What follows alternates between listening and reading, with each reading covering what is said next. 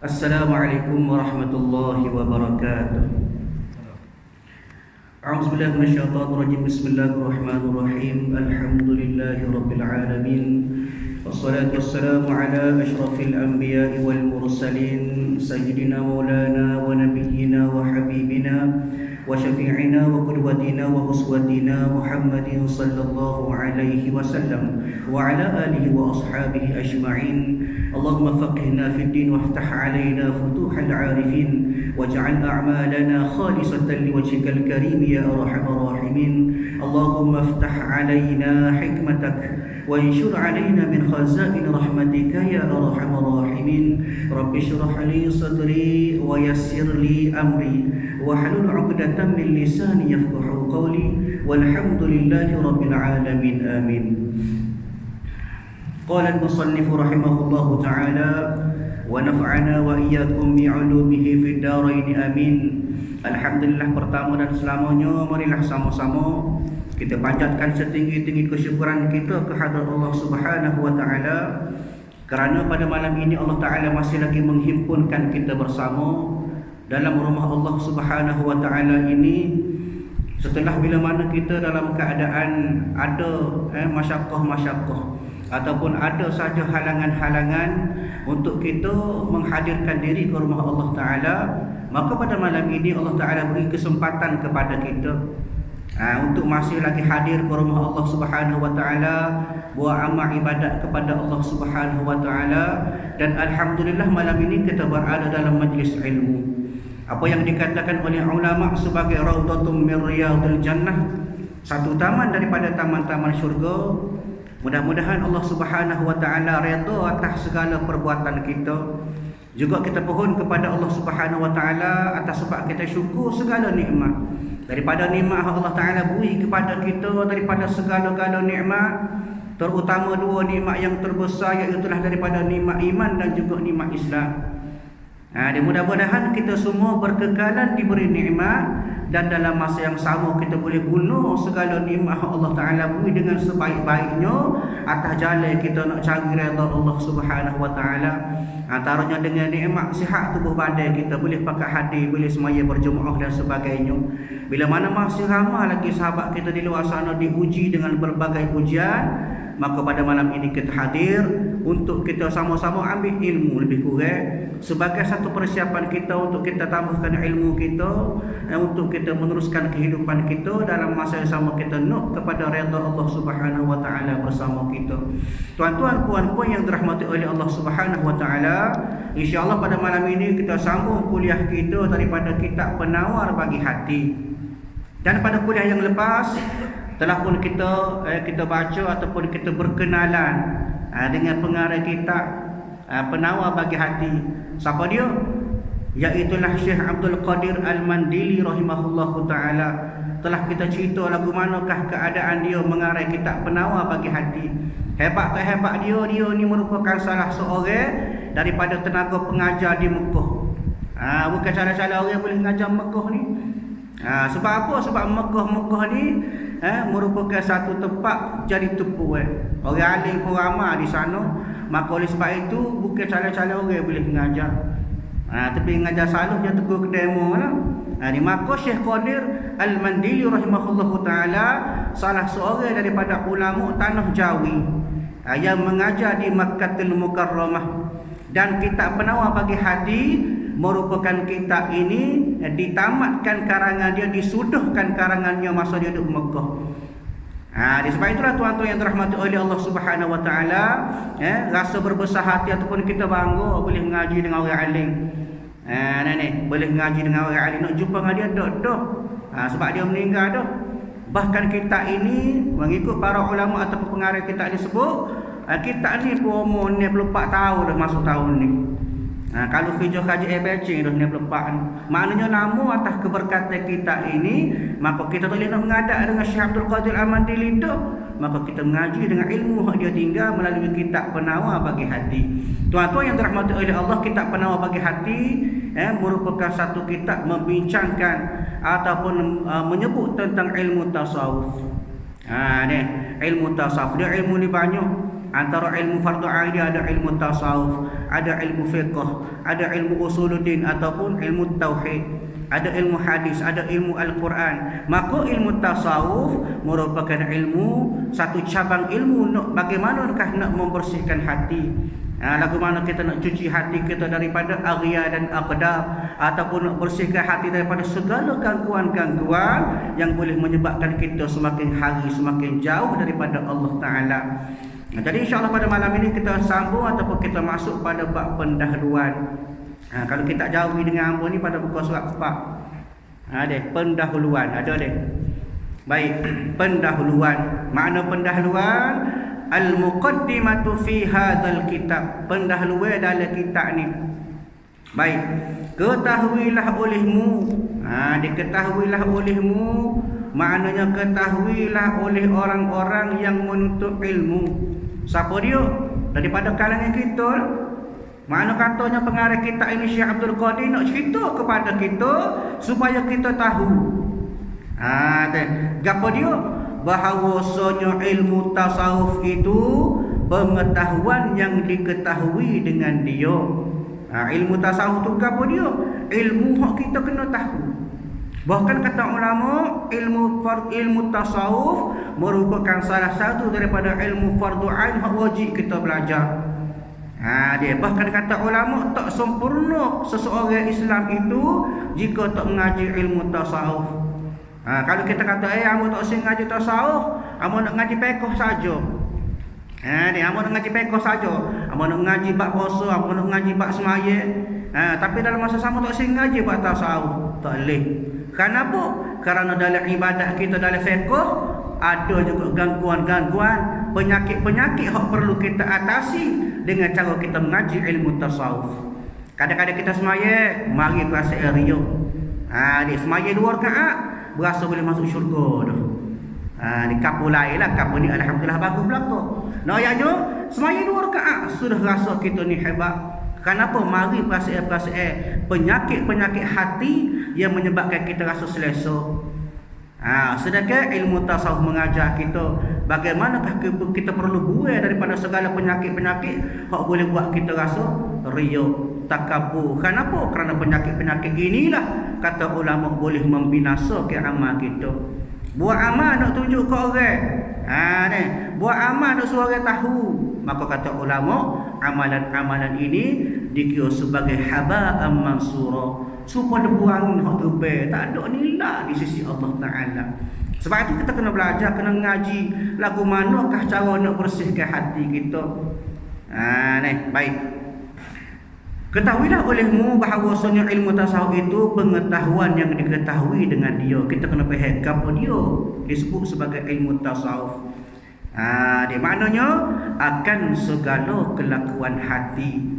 Bila sebut ilmu tasawuf, makna dia bincang pasal hati, segala penyakit-penyakit dalam hati, segala gangguan-gangguan dalam hati, semua itu dibincang dalam ilmu tasawuf. Dalam ilmu usuluddin tak ada bincang. Dalam bahagian ilmu fiqh tak ada bincang. Dia bincangnya dalam ilmu tasawuf. Kita nak bersih hati kita. Dia barulah mari perasaan ikhlas buat amal ibadat, mari perasaan tawaduk kita buat amal ibadat. Mari perasaan dalam hati kita tu nak kepada Allah Ta'ala semata-mata. Buat amal tak sih tunjuk ke makhluk. Buat amal tak sih nak bangga-bangga dengan siapa-siapa. Bahkan segala kerja buat kita nak wisapa kepada Allah Ta'ala semata-mata. Sebab itu kena mengaji ilmu tasawuf. Ilmu tasawuf bagaimana kita nak jaga hati kita, bersihkan hati kita daripada sifat-sifat mazmumah ataupun sifat-sifat kecelaan, sifat-sifat yang tak kena dengan syarak, maka kita gantikan dengan sifat-sifat mahmudah. Sifat-sifat kepujian yang Allah Ta'ala suka, yang kena dengan syarak, menyebabkan kita semakin hari semakin hampir dengan Allah Ta'ala. Sebab tu buat amal ibadat, kau sehari kau sedap, kau sehari kau sedap. Bukan masuk sedap kita tu jalan telenggok. Dok, kita mari perasaan manis, halawah, sedapnya kita buat amal. Dia kau sehari kau sedap. Kita semaya 2 rakaat masa tak setinggal, nak semaya pas semaya, nak semaya pas semaya, nak semaya. Itu maknanya lazat kita buat amal. Ni dok nebeng, dok paksa diri semua buat amal. Ni kapul lain lah, kapul ni alhamdulillah rajin lah kau buat amal. Baik, sama ada kelakuan yang dipuji. Maknanya daripada benda hak dalam hati kita tu, sama ada benda hak dipuji, maknanya daripada sifat-sifat mahmudah. Dia seperti merendah diri, tawaduk. Tawaduk ni satu sifat yang dipuji. Dan sabar. Sabar tu satu sifat yang dipuji oleh Allah Ta'ala. Bahkan kata ulama, sifat-sifat mahmudah ataupun sifat-sifat kepujian ini antaranya disebut oleh ulama, antaranya sifat kita tawaduk, kita sabar, kita syukur kepada Allah Ta'ala. Dia qanaah, kita rasa cukup Allah Ta'ala beri rezeki tu cukup dah. Tidak bersifat dengan tamak nak kepada harta semata-mata. Dia maknanya semua itu termasuk dalam bahagian akhlakul karimah, akhlak-akhlak yang mulia, akhlak-akhlak yang terpuji. Hak tu hak naknya bahkan disebut oleh Imam Al-Ghazali rahimahullahu taala dalam kitab Ihya Ulumuddin, disebut bahawasanya ibaratun an hayatin fin nafsi rasikhatun anha tasdurul af'al bisuhulatin wa yusrin min ghairi hajatin ila fikrin wa ru'yah. Imam Ghazali kata kan, suatu ungkapan tentang suatu keadaan tabiat kita hak melekat kuat dan dapat melahirkan perbuatan-perbuatan dengan mudah dan senang tanpa perlu fikir, perlu pertimbangan terlebih dahulu. Makna kata Imam Ghazali sebut dah kepada kita, apa yang dikatakan sebagai akhlak ialah gapo perbuatan kita hak kita buat tanpa kena fikir. Maknanya spontan. Benda tu mari jadi biasa daripada kita. Kita dah biasa kecek berlauk. Tak kena fikir dah. Sampai satu keadaan kita berkecek berlauk. Kenapa? Kerana inilah yang dikatakan sebagai akhlak. Nak tahu akhlak, tengok pada perbuatan kita. Kita kecek lagu mana, kita bersaing lagu mana, kita buat amal secara mana. Segala-galanya yang terzahir pada perbuatan ataupun akhlak, itulah sebenarnya hak mari daripada hati ataupun daripada sifat-sifat dalam hati kita. Sebab itu kita belajar ilmu tasawuf, kita nak jaga tu lah. Supaya amal kita jadi ikhlas, tidak buat benda ataupun tidak terzahir segala perbuatan kita dengan sebab kerana kita ralik, kita dah biasa buat benda tu, maka jadi satu habitual. Bahasa Inggeris sebut habitual, kebiasaan. Dia biasa lagu tu jadi lagu tu lah selagi tak baiki. Dia orang biasa kecek belawak, contohnya lah, tidak kapal ni kapal lain, biasa kecek belawak sampai bila-bila selagi dia tak ubah, tak bersih ke hati dia, maka lagu tu lah PI dia, lagu tu lah akhlak dia. Sebab itu kita ngaji tasawuf, kita nak buat daripada benda-benda lagu ni lah, kita nak bersihkan hati-hati kita supaya tidak mari perasaan-perasaan yang boleh menyebabkan hati kita jadi cuma, hati kita jadi kotor, jauh, semakin hari semakin jauh dengan Allah Ta'ala. Ni maknanya Imam Al-Ghazali menggambarkan bahawa akhlak itu merupakan hasilnya daripada sifat-sifat dalam hati kita. Sebab itu cerminan akhlak hati, cerminan dia ialah akhlak kita. Lagu mana akhlak kita, lagu itulah hati. Sebab itu kena jaga hati kita. Lagu mana cara? Belajar ilmu tasawuf. Ni itu cara dia. Dan kelakuan yang dicela, lagu mana pula? Seperti dengki dan membesar diri. Sifat dengki, sifat membesarkan diri merupakan salah satu daripada sifat ataupun af'al al-madhmumah, sifat-sifat yang dicela, sifat-sifat hak syariat tak sah, sifat-sifat hak Allah Ta'ala tak suka. Maka lagu mana nak buat? Dengan cara kita mengaji ilmu tasawuf. Dia. Sebab itulah tuan-tuan yang dirahmati oleh Allah Subhanahu Wa Ta'ala, dia kalau ikut kepada kata-kata Imam Al-Ghazali rahimahullahu ta'ala juga, antaranya kata Imam Al-Ghazali, dia kata ada 4 cara atau 4 sumber. Dia 4 pucuk nak suruh jadi tubik akhlak terpuji, nak suruh jiwa kita jadi penuh dengan akhlakul karimah, akhlak hak comel. Gapo dia? Yang pertama, kita kena bijak sana, kita kena cerdik. Bila kita bijak, kita boleh membezakan mana baik, mana betul, mana salah, mana boleh pahala, mana boleh dosa. Dengan bijak juga, mari sifat kita sabar, sifat kita dermawan, rajin sedekah dan sebagainya. Manakala kalau tidak ada sifat bijak sana ini, maka mari penyakit-penyakit hati, antaranya iaitulah kedekut. Kadang-kadang tak sabar buat gapo-gapo. Kenapa tak boleh fikir? Kebesaran ataupun faedah bagi orang sabar. Sedangkan dalam Quran pada sebut innallaha ma'as sabirin, kata Allah sesungguhnya aku bersama dengan orang-orang yang sabar. Makna katanya sabar ialah salah satu daripada af'alul mahmudah, sifat hak comel. Sebab tu Tuhan sebut dalam Quran, Tuhan akui. Tuhan kata aku bersama dengan orang yang sabar. Adakah maksud aku bersama, kata Allah Ta'ala aku bersama dengan orang sabar, maksudnya Allah Ta'ala mari congok dah sebelah? Tak. Maknanya Allah Ta'ala sentiasa memberi kebaikan, memberi hikmah, memberi barakah kepada orang-orang yang sabar. Begitu juga sifat-sifat orang lain. Dia nak kepada kita fikir betul-betul, ada sifat kebijaksanaan untuk kita fikir. Barulah mari perasaan ataupun sifat-sifat terpuji. Yang kedua kata Imam Al-Ghazali, gapo dia, iaitulah sifat suja'ah, kita berani. Nak suruh akhlak perangai kita comel, yang kedua kena berani. Berani lagu mana? Iaitulah kita berani lawan nafsu kita. Dan nafsu merupakan satu benda yang susah kita nak kawal. Bahkan kata ulama, nafsu ini lebih liar daripada kuda yang liar. Dan kalau kuda yang teh betah kita, teh ambak, nak boleh kau jukuk tekuk tu payah, nak boleh kau cucuk hidung. Kuda setara kuda lah betul tu. Tapi kata ulama, nafsu ni lebih berat, lebih dahsyat daripada itu lagi. Lagu mana cara nak nyek nafsu, nak lawan nafsu? Iaitulah kita kena berani lawan dia. Antaranya ialah dengan cara kita sentiasa berlawan dengan nafsu, dengan cara kita puasa. Itu puasa lah. Puasa merupakan satu cara terbaik kita nak lawan nafsu. Kenapa bila kita puasa jadi lembut belaka? Letih belaka, tak lawan. Bisa-bisa dia bila puasa menyenggi ya pagi sampai petang.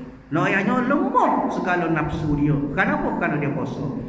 Nak kepada kita berani lawan puasa, lawan nafsu dengan cara kita puasa dan sebagainya. Maka nak kepada akhlak yang baik, kita kena lawan nafsu. Yang ketiga kata Imam Al-Ghazali, cara ataupun petua kita nak suruh tubik ataupun timbulnya perasaan ataupun perangai akhlakul karimah, akhlak-akhlak comel, perangai-perangai terpuji, iaitulah kita iffah ni kita jaga diri kita. Jaga diri kita sendiri. Allah Ta'ala sebut dalam Quran, ku anfusakum wa ahlikum nara. Kata Allah Ta'ala, jagalah diri kamu, anfusakum, diri kamu, wa ahlikum, dan ahli keluarga kamu, nara, daripada api neraka, kata Allah. Lagu mana cara jaga? Dia cara jaga kena ikut hak Allah Ta'ala suruh, tinggal hak Allah Ta'ala larang. Itulah cara dia. Bukan kita jaga, kita pergi makan cukup, pergi pakaian cukup, tidur sedap. Hak tu ya juga. Tapi jaga maksud Allah Ta'ala jaga daripada api neraka ialah kita bagaimana kita mendidik dengan cara kita suruh buat hak Allah Ta'ala suruh, tinggal hak Allah Ta'ala larang. Maknanya kita pandai menjaga diri kita dan keluarga kita dan ahli-ahli kita. Maka bila kita boleh jaga dengan cara itu, akhirnya akhlak-akhlak terpuji akan timbul daripada diri kita. Kenapa kita boleh jaga? Kita tahu hak ni Allah Ta'ala larang, maka kita tak buat. Hak ni Allah Ta'ala suruh, maka kita buat. Kita boleh tahu dah. Boleh membezakan yang mana perintah, yang manakah merupakan larangan daripada Allah Ta'ala. Maka bila lagu tu, bila jaga, boleh jaga diri kita, maka dalam masa sama timbulnya akhlak-akhlak yang terpuji. Bahkan kata Imam Al-Ghazali, cara yang keempat kita nak suruh kita bersifat dengan akhlak yang mulia ataupun bersifat dengan akhlak-akhlak yang terpuji, iaitulah kita bersifat dengan adil. Kita kena adil. Apa maksud adil? Maknanya kita boleh jaga amarah dan hawa nafsu dalam keadaan kita hidup dalam syariat Allah Ta'ala. Adil maknanya kita turut Allah Ta'ala nak. Jangan kita cenderung pada hati. Kali kau hati nak berlaku, kau sedap kau nak. Ni kau berlaku dengan nafsu kau nak. Dia nak makan sedap, nak tidur sedap, nak rumah besar, nak bini besar. Kurang itu. Maknanya nak ikut kepada hawa nafsu semata-mata. Maka itu tidak adil. Kenapa yang adil sebenarnya ialah kita ikut hak mana hukukillah, hak-hak Allah, au hukuk ibadi, dan juga hak-hak sesama manusia. Kena jaga boleh. Jangan sekadar kita jaga hak Allah Ta'ala saja. Bagus dah. Tapi kita juga disebut sebagai hablum minan nas. Hubungan kita sama manusia pun kena jaga. dengan jiran-jiran kita, sahabat kita, orang sekampung kita, orang sautamil kita, anak beranak kita, semuanya dia ada cara dia bagaimanakah mengikut syariat Allah Subhanahu wa taala. Maka kata Imam Ghazali, bila ada 4 sifat ini, 4 kaedah ini, 4 petua ini, maka insya-Allah akhlakul karimah ataupun akhlak yang terpuji dia akan tumbuh sendiri. Nak supaya kita kena jagalah.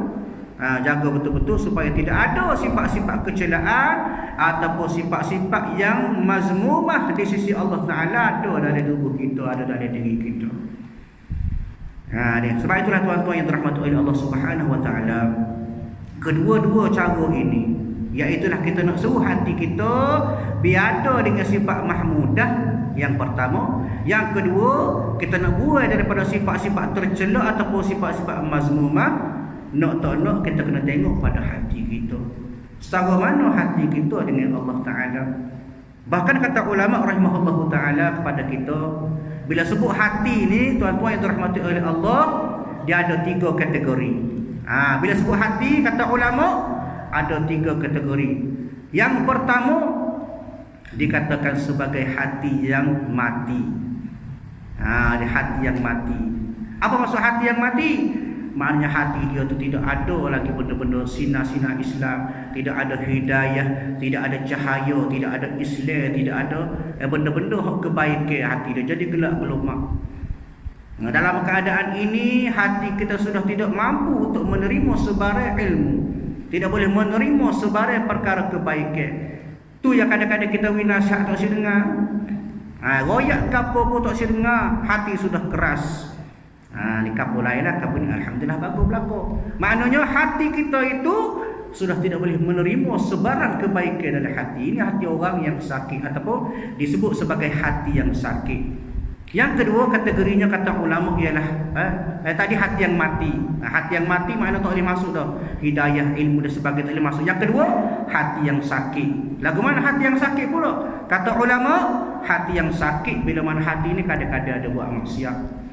Dia hati ni kadang-kadang buat amal kebaikan. Dia kadang-kadang buat benda-benda soleh, kadang-kadang buat benda-benda yang tidak baik. Maka itu dipanggil sebagai hati yang sakit. Ini kebiasaan kita lah. Dia tanya kita begitu. Sebab itulah kata ulama rahimahullah ta'ala, ulama sebut al-imanu yazidu wa yanqus. Kata ulama, iman kita ni kadang-kadang naik, kadang-kadang turun. Bila naik, maka rajin kita buat amal, buat ibadat kepada Allah Ta'ala. Dia semayanya tak tinggal ibadat-ibadat lain, mengaji pas muka-muka, pas sejuk-sejuk.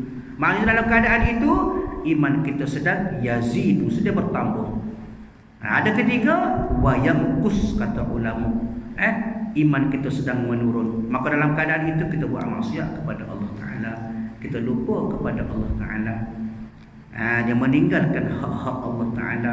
Sebab itulah tuan-tuan, nak supaya hati kita ni jangan banyak kurang. Biar hati kita nak naik semua. Setara tak apa lagi. Tapi bila orang setara, hati dalam keadaan setara tetap tidak ada perubahan, tidak ada peningkatan, maka saya rasa pada hari akhirat dia akan menyesal. Ruginya aku dulu, sebab apa tak jaga hati aku, tak jaga keadaan diri aku dengan Allah Ta'ala, tak menggunakan peluang Allah Ta'ala beri pada aku masa aku hidup atas dunia.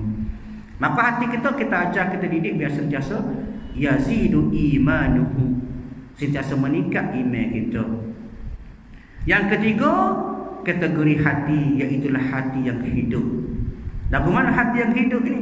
Maka kata ulama, hati yang hidup ialah hati yang sentiasa ingat kepada Allah, sebut nama Allah Ta'ala, sentiasa hati dia itu cenderung kepada perkara kebaikan. Ini bahaya, tapi tak mustahil kalau kita boleh buat hal itu. Nak kepada usaha kita, nak kepada mujahadah kita, supaya kita sentiasa lawan hawa nafsu. Kena ingat, musuh kepada kita ataupun musuh kepada hati kita dia ada 4. Musuh kepada amal ibadat kita dia ada 4 semua sekali. Gapo? Yang pertama iaitulah syaitan. Ini musuh yang sebenar-benar. Allah Ta'ala sebut innallaha lakuma aduwwum mubin. Sesungguhnya Allah Ta'ala adalah musuh kamu yang sesungguhnya syaitan adalah musuh kamu yang nyata. Inna syaitan lakuma aduwwum mubin. Sesungguhnya syaitan itu musuh kamu bila-bila. Start daripada dia ada sampai dia tak ada esok-esok memang musuh selama-lamanya. Itu yang pertama yang memberi gangguan kepada kita dalam amal ibadat kita. Yang kedua kata ulama, iaitulah hawa nafsu. Nak kena didik, nak kena asuh. Jangan biar kita turut nafsu. Biar nafsu turut kita. Boleh ke tak? Boleh, tak mustahil. Nak kepada usaha lah. Dia jaga. Jangan turut hawa nafsu. Sentiasa bawa kita kepada kebaikan. Biar nafsu kita turut. Itu yang kedua musuh bagi kita amal ibadat kita. Yang ketiga apa dia? Yang ketiga ialah makhluk. Makhluk ni siapa dia? Antaranya orang-orang lah, sahabat-sahabat kita, jiran kita, keluarga kita. Bila sebut makhluk, maka ada belaka situ. Nak buat amal ibadat, akad takbir Allahu Akbar, ingat selalu dah makhluk dalam kepala kita. Kawan tu, kawan ni, ingat belaka dalam amal ibadat kita menyebabkan tak ikhlas amal kita. Daripada akad takbir sampai salam, sepanjang masa kita menghadap Allah, tetapi hati kita fikir kita duk main keluar. Tu ingat kepada makhluk, ingat kau itu, ingat kau ni, cerita tu. Itu gangguan kepada amal ibadat kita. Maknanya yang pertama tadi syaitan, yang kedua hawa nafsu, yang ketiga makhluk, yang keempat kata ulama musuh bagi amal ibadat kita. Apa dia? Iaitulah dunia. Apa dia disebut sebagai dunia? Antaranya harta kita. Ni sari-sari kita duk kupu, kita duk cari tu. Buat amal ibadat tu ingat kau harta. Akad takbir ingat duk mana anak kau cimutu hilang. Ingat siapa dia tak bayar hutang-hutang kita. Ingatlah. Kenapa? Inilah yang dikatakan sebagai gangguan-gangguan dalam amal ibadat kita. Pada mana nak ikhlas kalau sentiasa kita duk cuah dengan benda-benda yang boleh mengganggu amal ibadat kita. Sebab itulah nak kepada kita jaga hati kita. Jangan sampai hati kita dalam keadaan hati yang mati. Kalau hati kita dalam keadaan hati yang sakit, kita berubat. Dia banyak alah naik, biar gerah kita dia biar banyak alah naik pada alah turun. Dan dalam masa sama kita bawa hati kita, didik hati kita supaya boleh jadi kepada hati yang hidup, sentiasa ingat kepada Allah Subhanahu wa taala insya-Allah. Tuan-tuan yang dirahmati oleh Allah Subhanahu wa taala, kita sambung lagi dalam kitab dan ada pun faedahnya. Faedahnya maknanya faedah pada ilmu tasawuf. Apa dia faedah-faedah kita belajar ilmu tasawuf tu? Maka menyampaikan ia, makna kata menyampaikan ia, yang itulah boleh bawa kita. Dia. Gapo dia hak dia bawa tu? Gapo dia nak sampai tu? Kepada mengkosongkan hati daripada yang lain daripada Allah Ta'ala. Dan kita nak dalam hati kita tu biar ada Allah Ta'ala semata-mata. Hak tu payah. Tapi kena lah tu. Baru mari pasal kita buat amal ibadat, hati kita bersih. Kenapa dalam hati kita tak ada benda lain kecuali Allah Subhanahu wa taala. Dia bahkan kata ulama, antaranya disebut pada kisah yang berlaku kepada salah seorang wali Allah yang berada pada makam fana'ul fana'. Fana'ul fana' ni dalam makam kehidupan dia, sehari-hari dia tak fikir pasal benda lain kecuali Allah Ta'ala dalam hati dia. Bahkan kadang-kadang zikir mudah dia sebut Allah. Dia kenapa? Hakikat dalam hati dia tak ada dah benda lain. Tak asih dah benda lain. Tak nampak dah kepada makhluk, tak nampak kepada dunia. Naknya Allah Ta'ala semata-mata. Sebab itulah antara kata ulama juga, jikalau adalah mati itu dijual di pasar, maka akulah, kata ulama tersebut, akulah orang mula-mula pergi beli. Nak dia kepada mati. Kenapa? Kerana hanya mati saja boleh mempertemukan dia dengan Allah Ta'ala. Tak mati tak boleh jumpa dengan Allah Ta'ala. Dia manusia, satu-satunya manusia yang boleh jumpa dengan Allah Ta'ala masa hidup ialah Nabi kita, Nabi Muhammad sallallahu alaihi wasallam. Dia seorang. Kita tak boleh, kena mati dulu. Dia maknanya kerana kasih kepada Allah Ta'ala sanggup mati. Kenapa nak jumpa dengan kekasih dia Allah Ta'ala? Kita punya mati takut belakang. Demi sikit saya ubat sadah. Ikhtiar kena. Tapi ayatnya di sini lain perasaan jiwa kita dengan jiwa ulama, jiwa orang-orang alim aulia Allah. Maka cerita dari sini nak sebut bahawasanya satu ketika nama dia Al-Halash. Al-Halash merupakan ulama yang berada pada makam fana'ul fana', dan hati dia tak ada benda lain kecuali Allah Ta'ala. Maka dia ni, kata ulama, satu ketika dia buat satu kenyataan. Kata apa? Dia kata apa? Dia kata, ma fil jubbati illallah. Dia kata, tidak adalah benda lain dalam jubah aku ni, kata dia, kecuali Allah. Dia kecuali Allah. Maknanya jiwa dia tu sudah hampir dengan Allah Ta'ala. Maka pada ketika itu raja marah. Bila sampai kepada raja, maka raja marah. Raja berpanggil, betul ke tak? Dia sebutlah betul. Sebab apa? Sebab dari segi hakikat ataupun pada syariat yang asal, kita sebagai orang awam, kalau kita kata Allah Ta'ala ada dalam jubah kita, maka itu sudah bercanggah dengan akidah kita. Ni mana kita menyatakan Allah Ta'ala itu bertepat, Allah Ta'ala ada dalam jubah kita, maka salah dari sisi syarak ataupun dari sisi syariat. Tetapi bagi orang yang berada pada makam fana'ul fana', orang yang begitu hampir dengan Allah Ta'ala, dia tak khabar dah apa dia kerja.